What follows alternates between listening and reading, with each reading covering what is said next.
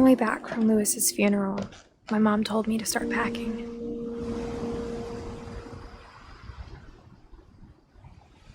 She waited until the day before we left to tell Edie. I'm not sure if she wanted to make it easier or harder.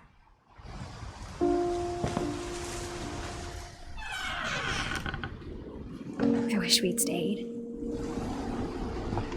But I understand why we left.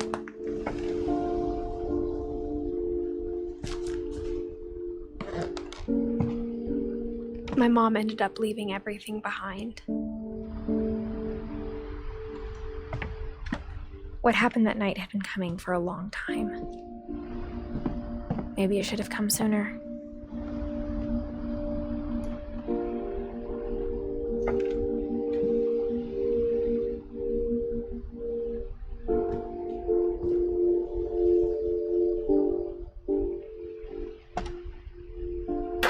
But it had to end one way or another.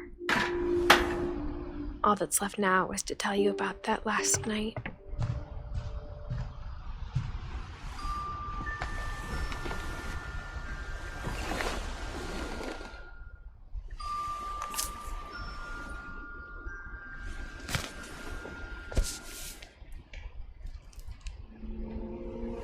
That whole last day, Edie just watched us pack and didn't say a word. Until supper, when she raised her glass and said, "To our final night together, and all our final nights apart." Grandma, you know what I said about alcohol. Some of your medications are very Edith, specific. I left a present for you in the hallway.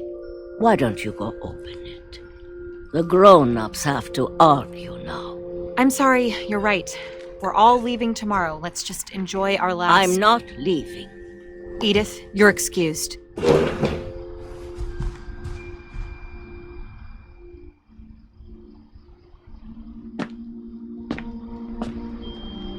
The power had been shut off that morning, but Edie always had plenty of candles. When my mom sealed the library, I don't think she knew about the other entrance, or that Edie had a key to it.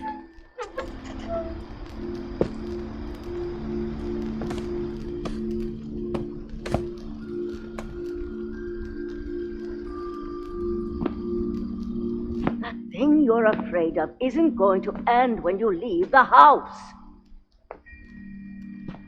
Edith has a right to know these stories. My children are dead because of your stories. I think it's best if Edith and I leave tonight. We'll have the nursing home send a van for you in the morning, okay? Dear Edith, there's so many stories I wish I could tell you, but there's only time for one. This is about what happened on the night you were born. That night, the tide went way, way out.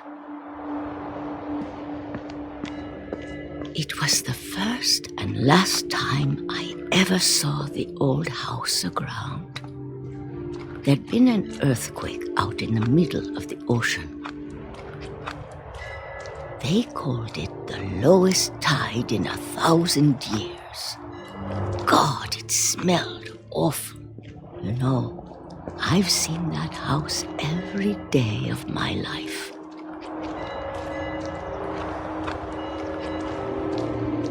But I never thought I'd go back to it.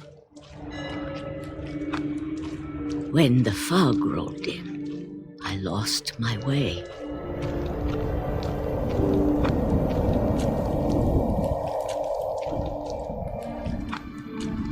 I got turned around.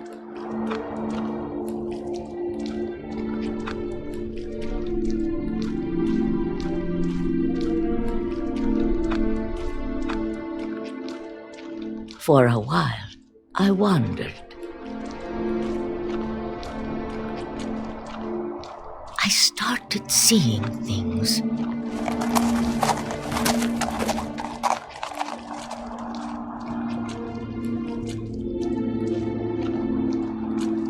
Things I'd forgotten had ever existed.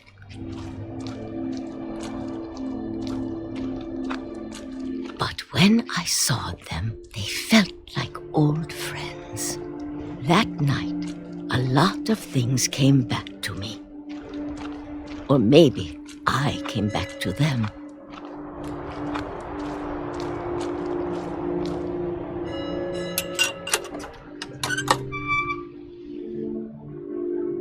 Things I can't explain, but that I need you to try and... Edith, what are you doing in here? It's mine! Edith! Mom, you're gonna rip it! Let go! I kicked and screamed, but Mom dragged me to the car. I never saw Great Grandma Edie again. The next morning, the van came to pick her up, but she was already gone. After that, we moved around a lot.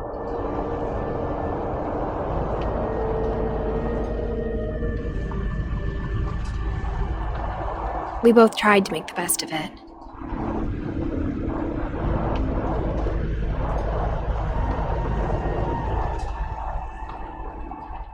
A few years went by.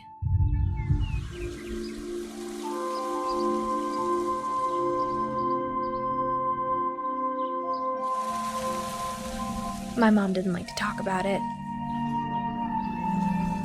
but she started getting sick a lot. The rest happened pretty quickly.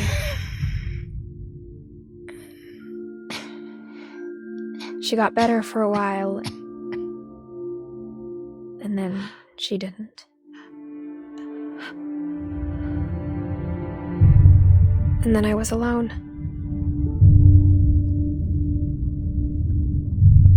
The last Finch left alive.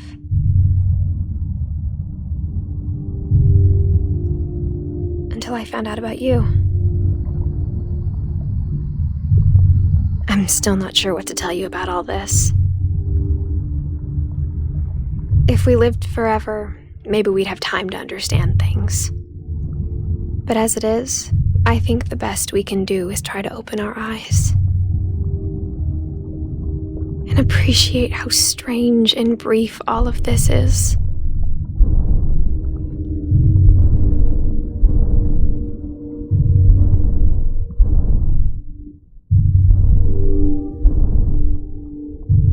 This journal was supposed to be for you. But now I hope you'll never see it.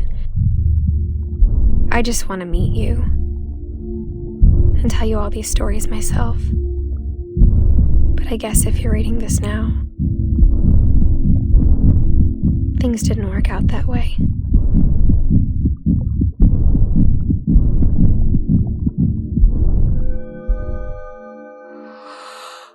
This is where your story begins.